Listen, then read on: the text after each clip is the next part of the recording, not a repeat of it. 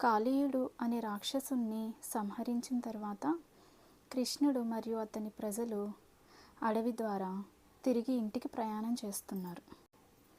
చాలా రాత్రి కావడంతో ప్రయాణం ముందుకి కొనసాగించడం అసాధ్యమయ్యింది. అందుకని ఆ రాత్రికి అడవిలోని గడపాలని వారందరూ నిర్ణయించుకున్నారు. కొంతసేపటికి ఒక పెద్ద అడవి మంట మొదలైంది. అది అడవి మొత్తాన్ని కాల్చేయడం ప్రారంభించింది. ప్రజలందరూ భయపడి సహాయం కోసం కృష్ణుని వద్దకు పరిగెత్తారు. వారికి తెలుసు, ఇలాంటి కష్టమైన పరిస్థితుల నుండి శ్రీకృష్ణుడు మాత్రమే తమని కాపాడగలడు అని. దగ్గరకు వేగంగా భయంకరంగా వ్యాపిస్తున్న ఆ మంటల్ని శ్రీకృష్ణుడు చూశాడు.